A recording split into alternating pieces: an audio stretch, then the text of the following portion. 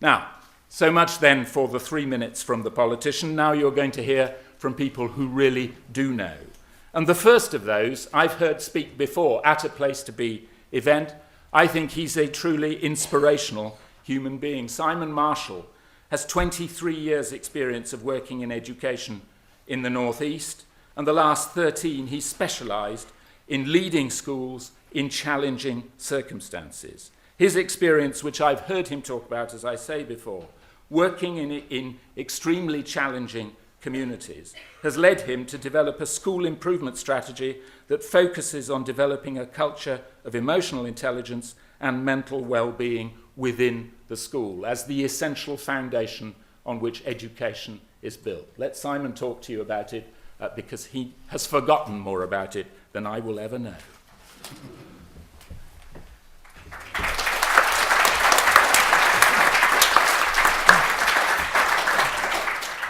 Wow, a bit embarrassed to be honest with you. Fantastic. Can I start off with an apology? I'm not the bloke off Educating Yorkshire. I spoke at an event last week for Place to Be, a fundraising event, and I think they were slightly disappointed because that's who they thought I was. So I apologise, I'm not off the telly, I'm afraid. I have, however, as Stephen pointed out, worked with Place to Be for about 12 years now. And when they first came into my life as a head teacher, it was at a time where not only my school, but the schools in the cluster we were working with were really up against it. And they were the difference between us going under and making the success that those schools still are today. So that's where it all started. Just to give you a little bit of context, and I'm going to talk about my school mostly and the children that are in there. It's a large inner city school in Sunderland in the North East, and we serve a community which is facing some really tough times. Now, I guess lots of people in this room understand what I'm talking about. There's loads of amazing children and families who are able to succeed despite the horrible conditions that lots of them sort of have to face every day. We're not unique. The problems we face, and as many people in this room will know, are the problems that thousands of schools have to deal with every day. Much of what I talk about today will actually resonate with people in the room. And if it doesn't, it's really important that you recognise that these are the conditions in which many schools are working in. We serve a tough community. It's got a really tough reputation. We've also, for some reason, got lots of horses. Children regularly turn up to school on horses. I'd never seen that before. And if you know where our school is, it's bang in the middle of a city. We're not sort of rural. One of the really interesting things was, last week my site supervisor pointed out that there was a takeaway hamburger van around the back of the school, and he'd recognised there were far less horses turning up to school. So he was putting two and two together and perhaps coming up with something different, so perhaps that's the reason. About 70% of our families receive welfare benefit of some sort. About 80%, probably slightly higher, of the children arrive in nursery at least a year behind developmentally. It's the sort of things that if you work in areas like we work in, that you get. They can't speak properly, they're limited vocabulary, increasingly not being potty trained when they arrive, not being able to socialise, and certainly not being able to make relationships. When you look at our end of EYFS assessments, maths and English is all right. The other stuff, the relationship stuff, is right down at the bottom of the pile. It's a real challenge for us. Child obesity levels are dire. Some of the statistics are terrible. And interestingly, morning, it's okay. I thought you were Kate there for a sec. Morning.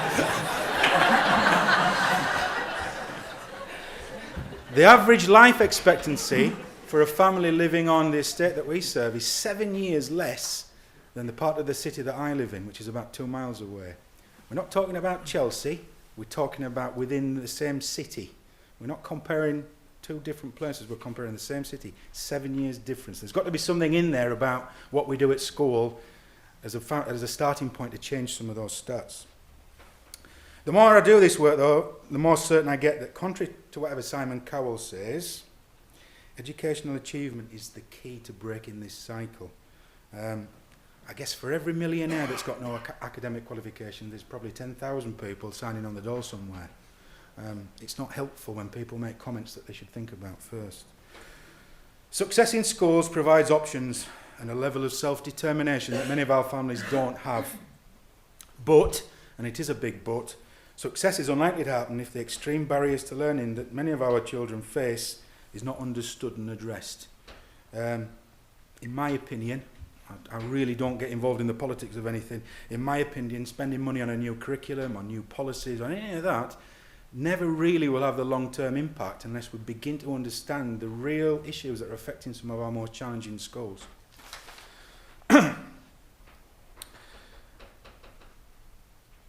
More than half of all prisoners in our prisons at the minute have no academic qualifications at all.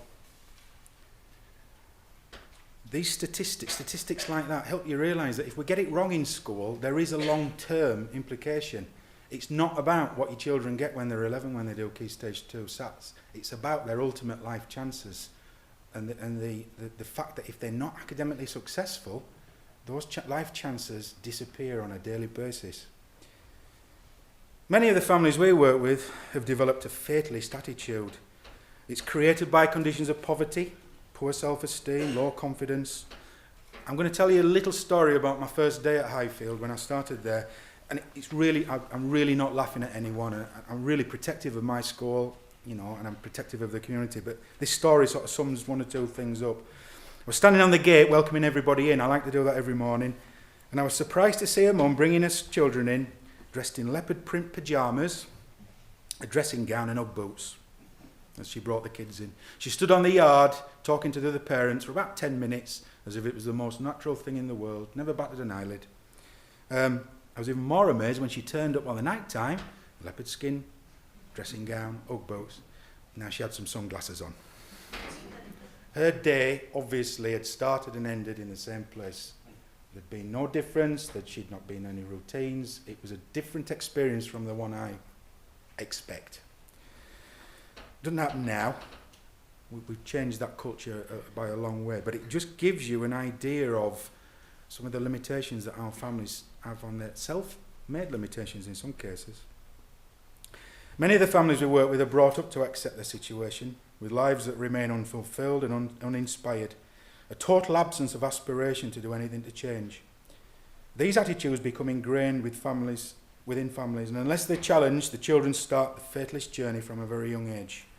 Those head teachers in the room will start nodding their heads in a minute, trying to get a child, to persuade a child the value of education when everybody else that they know is telling them that it doesn't matter is a really tough job. You're the only one that's giving them that piece of information. Everybody else is telling them it doesn't matter. No point. The resulting behaviours in both children and adults are varied and range from extreme aggression to passive acceptance, and I'm not sure which is worse, to be honest. They ultimately produce communities where large numbers of families are living in poverty, with few chances and little hope that things are going to change. These conditions contribute to extremely poor mental health and affect people in such a way that they employ the only coping strategies that they know: alcohol, cigarettes, drugs and domestic violence. Every day, most days. They're destructive and chaotic. It leads to abusive homes. Neglect is common and parenting is poor. And for those of you who work in those surroundings, you know exactly what I mean. It's the poor parenting that results in many of the challenges that we face. Children's mental health, there's an obvious impact on children's mental health. In my opinion, it's the greatest barrier, and it has a drastic and a profound influence on the children's life chances from day one. We sort of categorise families into three broad areas. There's the what's the point family. Children and parents who openly say they don't care what happens to them. Their lives are already mapped out. They're sort of, they're fatalist, they're negative, they're passive. They let things happen to them because whatever they do, it doesn't really matter. We call them the what do you know child. That's the second category. There was a swear word in the middle of there, but I took it out because I thought Kate was going to be here. It's the what do you know family. Families and children who believe that no one understands them. Certainly not the man, because it usually is a man in a suit with a tie on who's giving them advice and telling them things. Or it's a police officer, or it's a doctor, or it's a social worker. They think we don't understand. They think we don't get them. And in many cases, they're right. And lastly, there's the family without hope. These are the worst ones. People who are so downtrodden and happy that they believe there's no hope. They're bereft and often suicidal, sadly. I'm not a psychologist. I don't claim to be an expert, and there are many other experts speaking this morning. But it's obvious that there's a massive impact of growing up in such environments. Whether you look at the work of Maslow or studies of attachment theory, I put those in just to prove that I did listen when I was at college. Brilliant, eh? It's obvious that there's going to be a massive impact. Children living in survival mode, without care and love, without appropriate relationships, boundaries, role models, are unlikely to thrive physically or mentally. It's obvious. If you're living in a house where your main concern is whether you're going to be fed, kept warm, feel safe, then doing your algebra homework doesn't really matter that much, does it? If you live in a home where relationships are based around abuse and neglect, where domestic violence is the norm, then expecting you to know how to make friends, share toys, say please and thank you, know how to go to the toilet when you come into school, it's a bit unreasonable. If you're taken away from your mum because her alcoholism has stopped her from being able to look after you, and then she commits suicide because she's lost all hope, how does that make you feel when grown-ups say to you, trust me, it's all right? Because it's not. These examples are all things that the staff in my school working with Place to Be have dealt with in the last 7 days.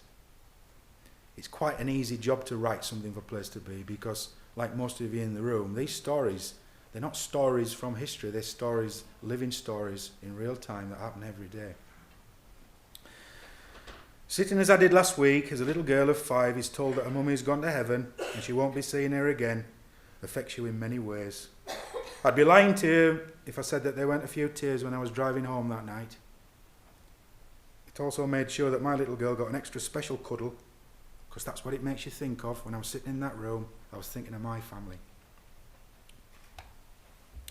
If you're like me, it also makes you even more determined to get things right because you realise the levels of trauma that some children, parents and staff are facing every day. Suicide, thankfully, is not a weekly occurrence, but children come to school every day dealing with the sorts of issues that we're talking about, that even the emotionally strongest amongst us would find hard to cope with. Then we ask them to do work and we ask them to learn, and then we get upset sometimes when they can't get it right, and then we get angry when they can't do it. Then we get angry at our teachers for not making enough progress, and we get them to do more planning for the academic stuff, but we don't ask them to do any planning for their emotional stuff that really is the underpinning barrier to everything that they do. My first job as a head, I got a visit from the school inspector at the time. He's retired now, thankfully. The school was in chaos. The kids had had a terrible deal. They were living in some of the worst conditions you can imagine. Results were dire, really bad, sort of 30% level 4s. Great. I needed Place to Be. I should have had Place to Be before I took the job, to be honest with you. His advice, do double maths and English in the afternoon. So I looked at him and thought, so what we'll do is, we'll spend the afternoon doing all the things that they can't do in the morning, and we'll spend all our money on getting extra maths teachers and trainers. He completely, fundamentally misunderstood what the needs of that school were. And I face people all the time in challenging situations who are being pressurised to do things that I can tell them before they even start are a waste of money and a waste of time because they're not fundamentally dealing with the underlying issue that's stopping the child learning. Special needs in my school is quite a low number because actually when kids don't learn, it's not because they've got a special need, it's because the mum and dad are fighting all night. It's because they've not had enough to eat. It's not an identified special need. They just need something else to help them overcome those barriers so that they can learn effectively. And lo and behold, if you get that right, academic progress suddenly starts to grow quite rapidly. Because actually most of these kids who live in tough homes, they've learnt strategies to survive. They're strong people, they have to be. Imagine living in the conditions they live in. They must be strong in some ways. They just need that chance. So what does Place to Be do? It's important to recognise that Place to Be can offer to a school I sometimes do these talks to people thinking about buying Place to Be in, and I always sort of talk about the same stuff. And this is my newest one, so this is good, this one. My little girl, who's nearly 3, loves playing fairies, and she's got a magic wand, which she uses to do magic spells. This usually involves turning Daddy into a frog.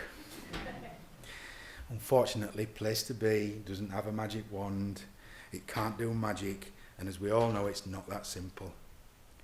Neither school nor Place to Be can solve every problem, and certainly we can't make promises that we'd not be able to keep. There is no point in doing that. What Place to Be do is give hope and support to ensure that children and families have some way of dealing with these difficulties that they face, however hard, however complicated, and sometimes however disturbing.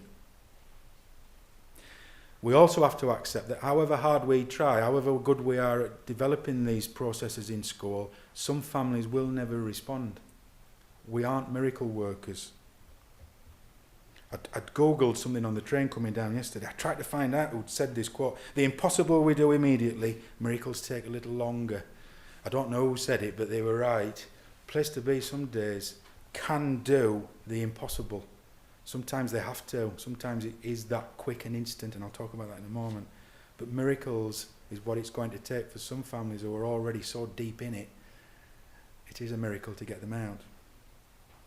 The culture we develop promotes emotional resilience through a well-established clinical program supported by a pastoral team able to give instant access to emotional support. The counsellors and the family engagement team are all school-based, and the service is immediate and intimate and secure. It's private and it's welcoming. That little girl who lost her mum can't wait 3 months for someone to talk to. That's an optimistic estimate in some cases. I don't know what it's like where you are, but that's optimistic in some cases. The child who has massive issues with forming relationships and trusting people is never going to open up to a stranger in a grey room, because they're always grey, aren't they? You see them on the telly, they're always grey. In a grey room that he's never visited before, with a person he's never even seen. Being instant and responding to needs in real time without delay is the secret. It's the trust that you build that's required to make the whole process work. It shows we care and it shows we want to help, and sometimes that's enough on its own. The children and families in the most need have enough hollow promises and poor interventions. This trust is what they need, and it's what we can provide with the help of Place to Be. We develop emotional resilience by providing a consistent and well-led program based on a clear rationale. Most importantly, we let children know they're not on their own, and there's always somebody there for them. Our offer, and it's the key offer.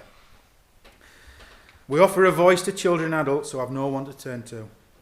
We offer acceptance and understanding. It's not just happening to them. It really isn't, and we all know that.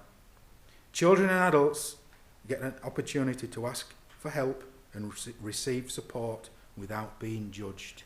We haven't got the power to take their children off them, and that sometimes can be enough just to break that barrier down. We offer perspective. We offer support to manage feelings.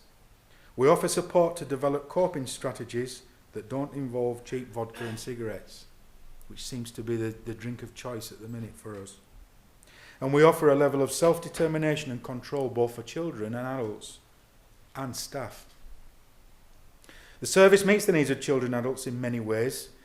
We offer one-to-one intensive support to the most challenging children. There's about 20 at any time in my school receiving that one-to-one Place to Be. Place to talk, that's the drop-in sessions, lunch times, and any one day we're talking hundreds of children. The school project manager has just appointed some of our staff as secretaries that operate the timetables for drop-in sessions at lunchtime, so there's a real network of support for the children.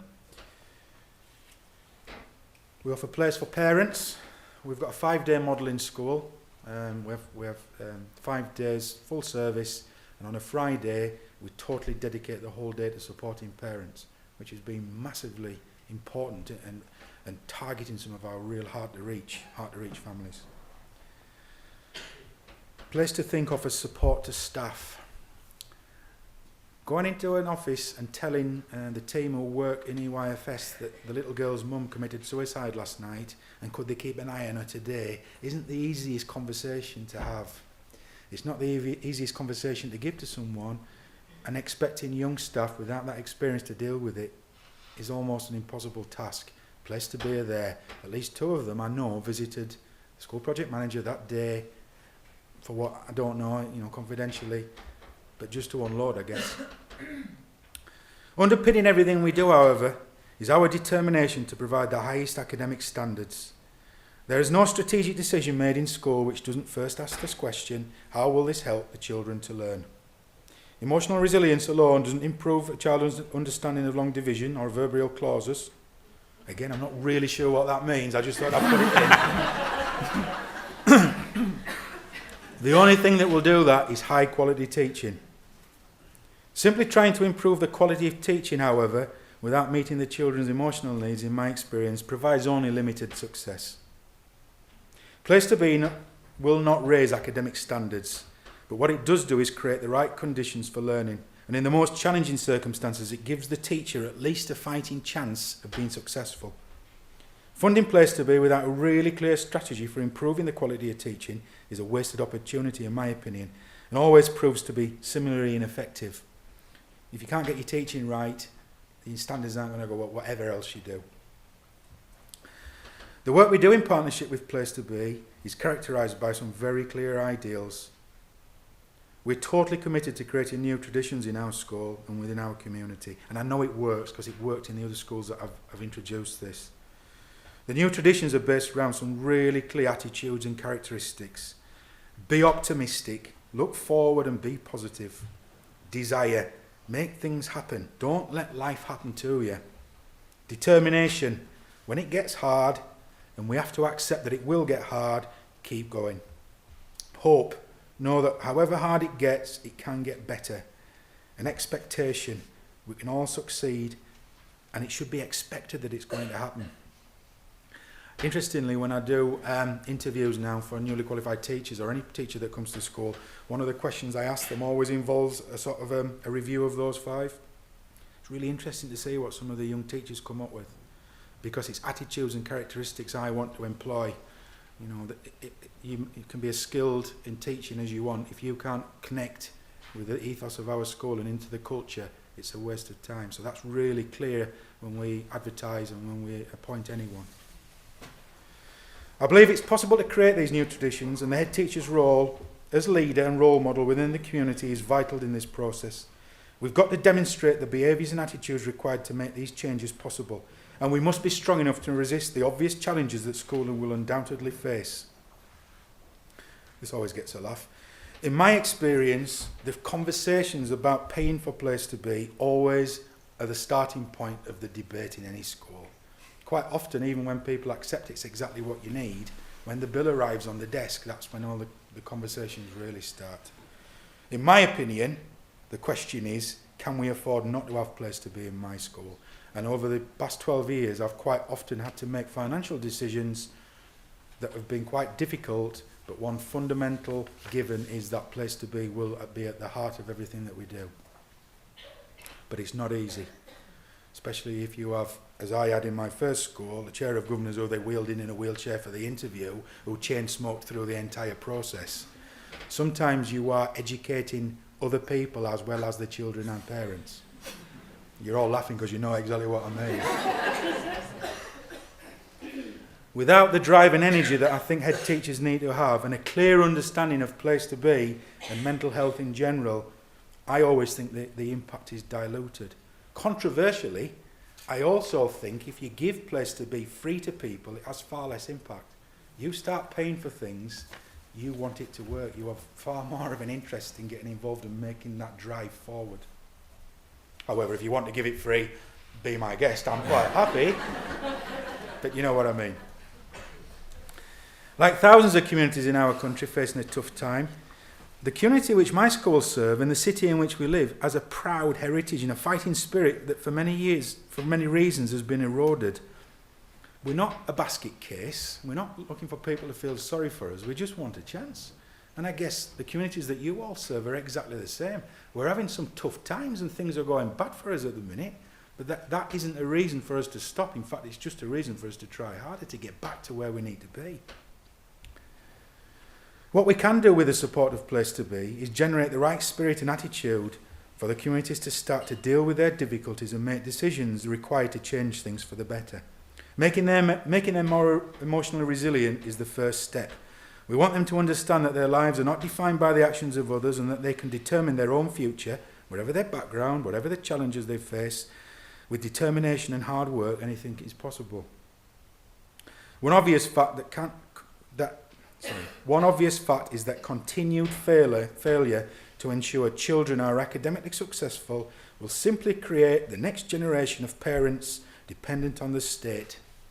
And morally, financially, we simply can't afford this to continue. 23 years, I'm already on to... 23 years, I sound like an old man. I'm already on to the second generation of people who first access Place to Be. It's not a miracle cure, as we've said, but what it does show is if we don't get it right, it just perpetuates, and we've got to break that cycle somewhere.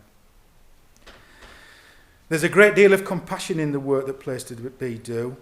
It's obvious the nature of what we do calls for this level of care. But making excuses isn't an option. It doesn't help and it prevents change. It's not a reason for underachievement, it's just a reason to do things slightly differently. Facing up to the challenge and working together is the only solution. The title of this piece is A Fighting Chance. Our community has a lot of fight in it. Some would say it has too much, particularly on a Friday and Saturday night. It's about channeling this fight. It's about channeling this emotion in the right way. If you get the relationships right between the school, Place to Be, and the community, what it does do, it gives the parents a fighting chance of dealing with the worst life can throw at them, still keep moving forward. It gives the teachers a fighting chance of teaching high quality lessons which aren't disrupted and chaotic. It gives schools a fighting chance of succeeding when every statistic tells you that you should be failing. And most importantly, it gives children a fighting chance of coping when it must seem that they're most alone, they're most scared and they're most confused. So finally, if you've got Place to Be already working in your school, I urge you to grow it and develop it. Become a champion, fight its corner. If you're considering Place to Be, I urge you to go for it. Have faith in the process and make it work. You've got to make it work. It doesn't just happen. You need to do it. If you are supporting Place to Be, I urge you to continue. Without your support, none of this would happen. And if you work for Place to Be, I thank you not only on my behalf and for the heads and schools who got you in the country, probably more importantly, I thank you for the thousands of children you help every day. Their lives wouldn't be the same without you. Thank you.